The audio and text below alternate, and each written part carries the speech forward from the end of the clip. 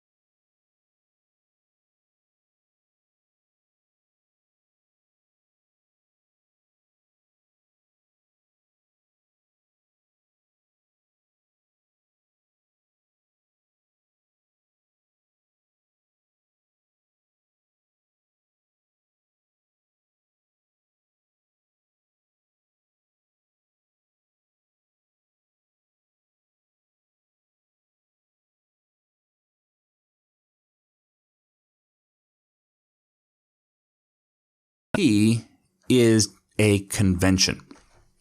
When you're doing generics, typically the first item, the first generic item, is going to be of type T. But you don't have to. You could have it be A. Whoops.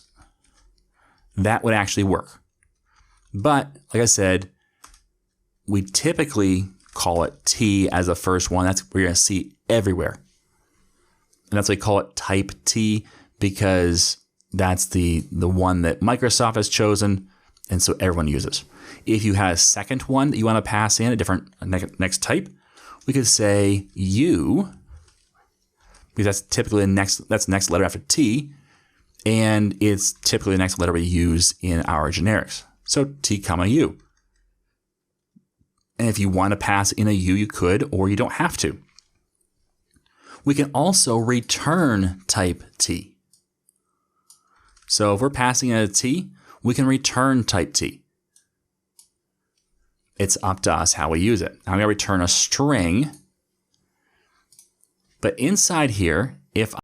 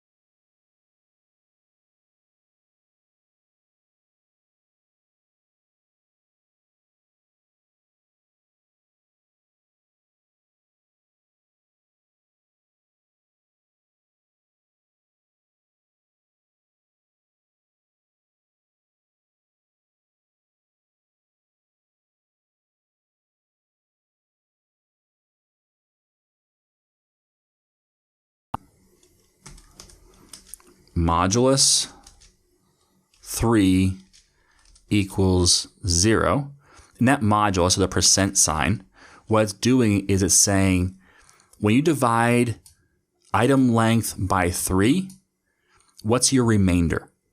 So it's not going to do points. So it's not going to say 1.5. Let's say we pass in 4 for item length. It's going to do 3 goes into 4 evenly one time, but there's 1 left over, and that's the result that comes out of this modulus calculation. And so we're saying if it equals 0, meaning it goes in evenly, so 3 divided by 3 evenly goes in one time, there's no remainder, therefore it's 0, therefore this item length is divisible by 3. We're going to have our output, so string output equals empty string. We're going to say output plus equals fizz. Let's actually capitalize the F.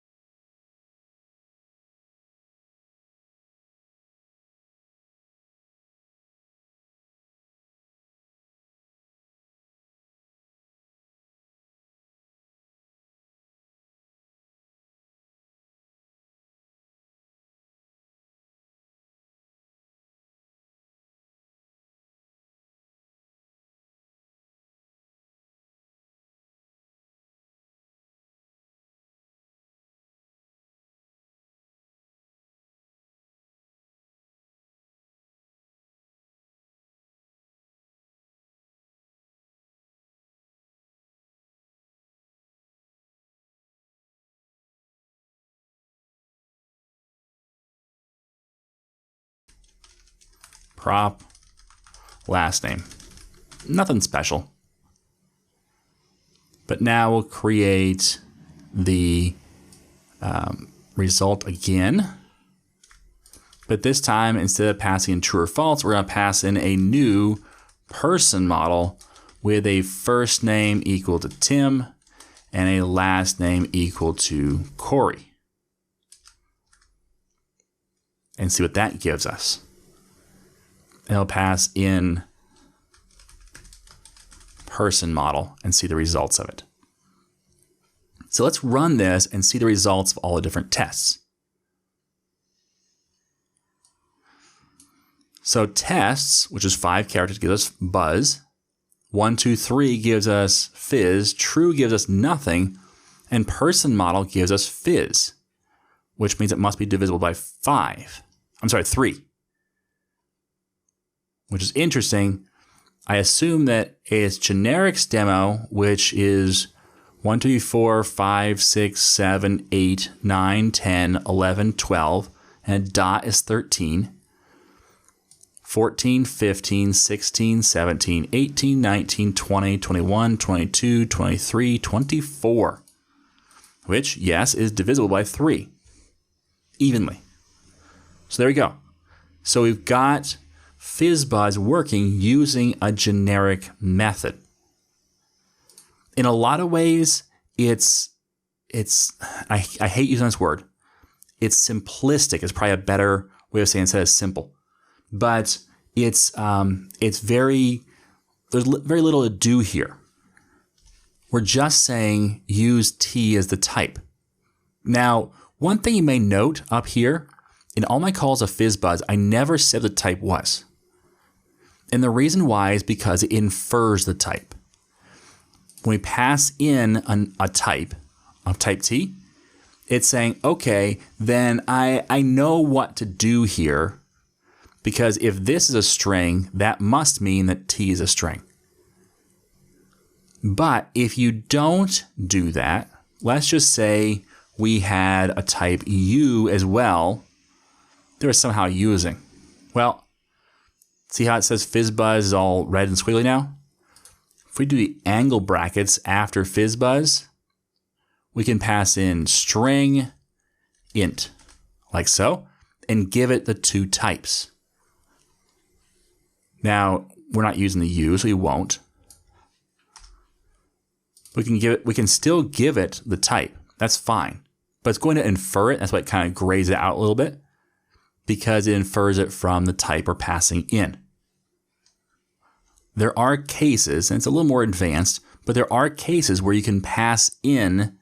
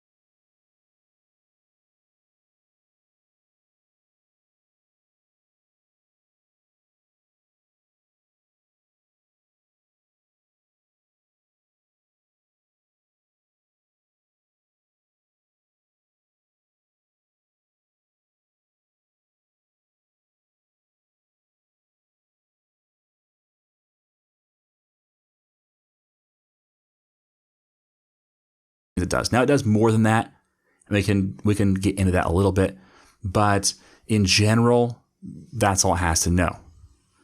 But what if you want to know more about the type?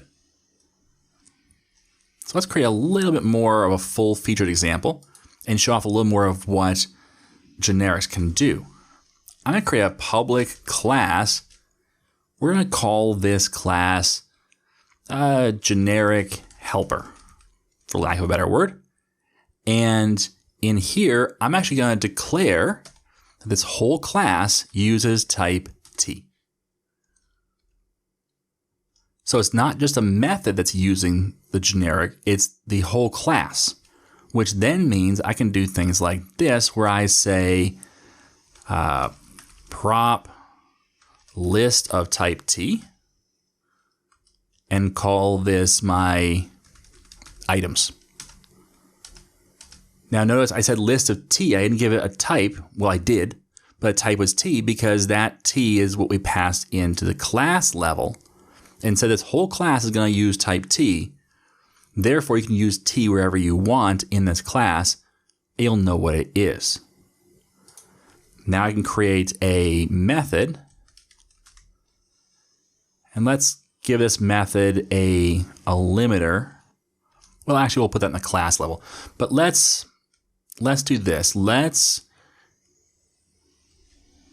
create a method that just says check item and add. And pass in an item. And notice that even though I am passing in T, I don't have to explicitly say T here because of the fact that I'm passing in T at my class level. And so it says, actually, no, you don't have to do that. So go ahead and get rid of it. You're already doing it at the class level. So now I can do a check on T and see if it's a valid item before adding to the list.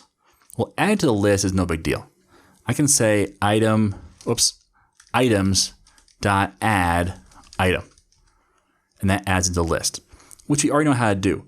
But what if we had some sort of error checking in object, and before it gets added to the list, we want to check to see if there's an error on that item. There's no real way of doing that. We can say item dot, and we don't have any option to check for an error or see if it's an error. Maybe we overload the toString, but that's kind of hacky. At least in this situation it is. So let's do this. Let's create an interface, public interface, error check. And that interface says that any class that has the error check is going to have a, let's do a prop and bool has error. Really simple. And of course, take my public off. That's because it's a interface. And that's all there is to this check. So there's no additional stuff I need to do. It's just one thing, and then I can just say if has errors, or if does not have errors, add the item. Otherwise, ignore it. Or put it into, let's even create another list.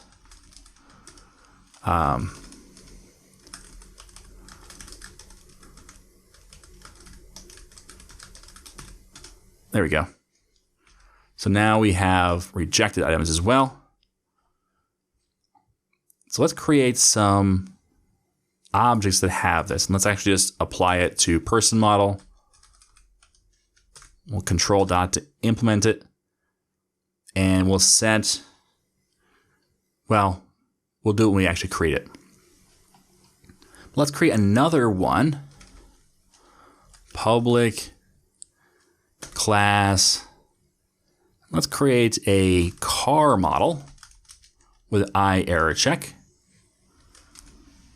And it's going to have manufacturer,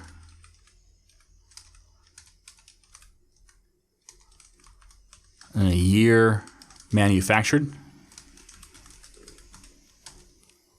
And then, of course, the Boolean has error, which satisfies the interface.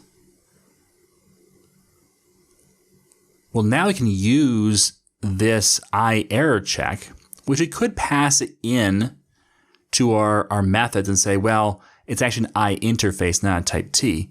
But that leaves some problems.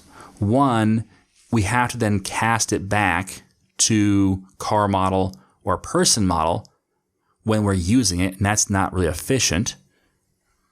And it's a little hard to work with coming in and out. So instead what we can do is either at the class level where we declare T, or at the method level when we declare T, either one, we can say where T colon, and we start specifying the things it can be. For example, I'm going to say where T is an I error check. So it has to have implement the interface I error check. Now, if I wanted to, I can chain these together. So I can say comma, and it also must be a class, which you have to put the class first.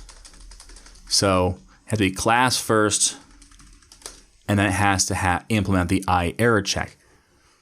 That's great, except the fact that I error check interface already indicates that it must be a class, because only classes can implement interfaces. But sometimes you want to say it's a class, not necessarily that it has an interface. There's other things you can do as well. For example, you can say it has to have, and this is a little confusing here, and that's the last, order is important in this. You can't just put it in place. There we go. Nope. I hit the wrong button. There we go. So this does not indicate that it's a class, even though it sounds like it. It doesn't even really just indicate that you can new it up, meaning instantiate it. What it's saying is that it will have an empty constructor. Because not every class has an empty constructor. Now, if you don't specify a constructor, yes, it has an empty one. But if I were to come down here and say CTOR and say, well, you have to pass in the last name, well, now this class does not have an empty constructor. So I can't say person model equals, person model P equals new person model, open, close parens. And the reason that's important is because if I specify that it has to have an empty constructor, then down here, I can say T test equals new T. Because now I know that it has an empty constructor, therefore I can new one up and create a new instance of type T. If I didn't have that, then I can't do this because it doesn't know for sure that it has an empty constructor. It most likely does, but that doesn't cut it in programming. You have to be sure. Now, in this case, we don't need this code, so I'm going to get rid of it. So back to our I error check.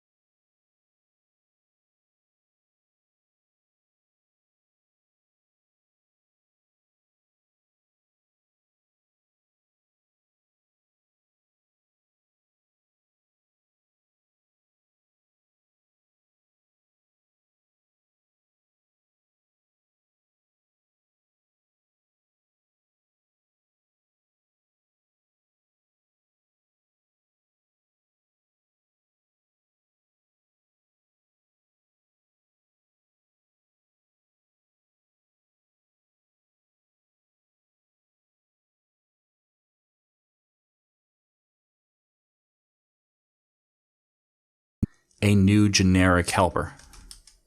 So generic helper, and I can't say generic helper equals new generic helper. I have to give it a type first. So the type is going to be person model. Now I'm going to say people helper equals new generic helper of type person model. Now I can say people helper dot check item and add.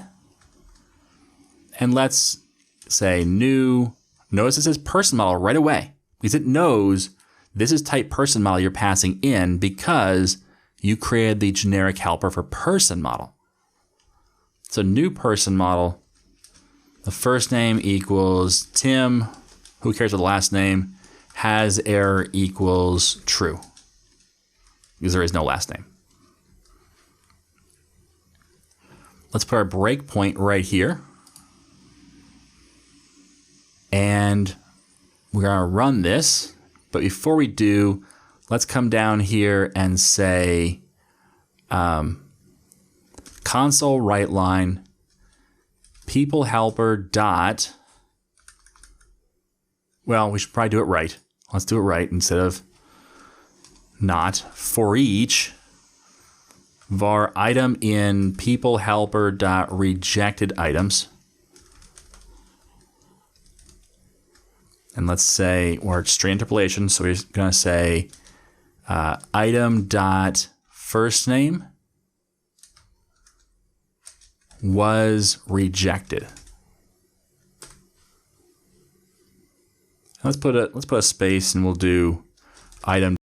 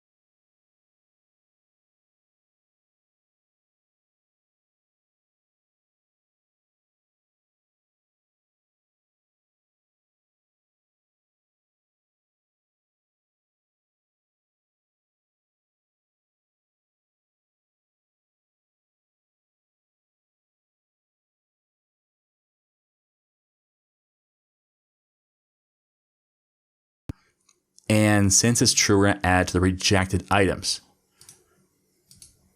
We add to the rejected items. And it says, oops, it's not instantiated. Whoops.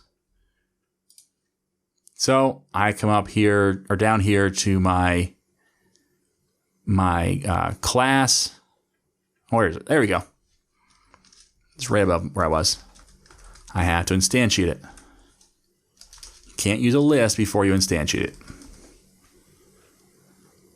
But notice I'm saying list of T, and we'll figure out what type that is at runtime. Do it again, and this time if I F11 down through, it adds it to the rejected item. If I hit continue, it says Tim, and it's got a space here, extra space here because it's space and there's no last name. So Tim was rejected. And everybody said, aw. Okay, so that is how I can use even a class with generics and how I can make use of it in our code. So it's easier than passing in, and better for our code than passing in just an interface. If I use an interface, when I try to do this, it would say, I don't know what first name and last name is, because the interface only has the has error. That's all it has. So I can't use the interface here, but since I have the full type, I'm using the full type. Then at runtime, since it knows the full type in this class, it can use that as the actual type. Now for limiting, we limit it by the interface. We can also say that it has to have an empty constructor, or even a constructor that has parameters in it. We can also say that it has to be a class, or we can even specify a specific class that it has to be, which doesn't really make a whole lot of sense usually, because then it's not generic anymore, except for the fact that, don't forget, anything that inherits from a parent class should be able to replace that parent class when we're using it. So for example, if I were to say, instead of error-check, if I were to say person, but then employee inherited from person, I could pass an employee model in here too, not just a person model. So there's different things you can do. You can also say, specify struct, which what that does is it has to be a value type. Value types are things like ints and doubles and bool. It is not a string. So, but those are the things you can do to limit, and you can chain those together. Now order is important, but it tells you that. So if I were to say class here, like I did before, it says, you mouse over, it says the class or struct constraint must come before any other constraints. So it tells you exactly what to do. Move this in front of this. Now, if you have two different types you're passing in, T and U, you can first of all limit those together. So where U is a class, and let's call it good right there. So that's limiting T and then limiting U. A lot of times you see it written. What they do is they will move this underneath like that. But notice there's no other punctuation between the end of I error check and the beginning of the where for U. It's just a space. So that's how you can limit 2 if you want, which we didn't do is we didn't actually need to. And you can pass in multiple if you want to. Most likely you won't have more than 1 or 2. With that being said, that's how generics work. You just specify the type either in the method or in the class, and you give it a letter designator. So in this case, T, we can also have U, V, W, X, Y, Z, or ABC if you want. It's up to you. And then if you don't pass in that type, like we didn't up here with generic helper, you have to specify the type in angle brackets when you're using it. So you declare this is the strongly typed type that I'll be using for this particular variable or this particular method. Because typing is important, it is strongly typed. Actually using it, you don't have access to anything you don't know about. By default, you don't know about anything. Therefore, we have the basic object things, which is only 4 things, one of them being toString, which is what we're using here. If you want more specifics about it, you need to limit what that type is by saying here's the interface it implements, or here's the class that's either it is or that it's a base class of it. Or you can say it has to be a class or it has to have a constructor with these parameters. And then based on that information, you can get a little more detail about how to use it. That's all there is to generics. That's pretty much it. The way to use generics is when you have something like this, where you want to make something that can be flexible and use various types, but the same type is strongly typed. And yes, you say type a bunch when talking about generics, because type, which is like a string or an int or a person model, those are important. Generics allow us to use any type when we are building it, and then it's a specific type when you actually declare it. So you'll find a lot of these things in class libraries where you've optimized your code, where you said, okay, I want to be as dry as possible, not repeat myself. I want to be able to write this code once and use it all over. And that's where generics really come in handy. We'll see more about that in the mini project. But for now, let's go to our tip for today. And our tip for today is the standard generic variable is T, but you can choose any letter you want to. Now, I say that the standard variable is T because that's kind of important. If you're going to create a generic and it has one type you're passing in, call it T. I know you can do anything you want, but call it T because everyone does. So any example will use T. If you do A, it's not quite as readable that, oh, that's a generic. T has become synonymous with generics. So when I say list of T, everyone understands. If I said list of B, everyone had to think about that and go, do you mean a generic list that uses B as the letter? So when in doubt, use T. It's only in rare cases where you find that you need to change that letter for some reason. Now your homework. Create a generic method that takes in an item and calls a toString method and prints out that value to the console. Pretty close to what we did in our example, but a little subtle variation of that. So think through how to do that. Make sure you understand how to build a generic method and then how to pass in different values. Make sure you pass in different values besides just string. So pass in an object, pass in a Boolean, and a double, let's say. Once you're done that, then come on back for the next lesson.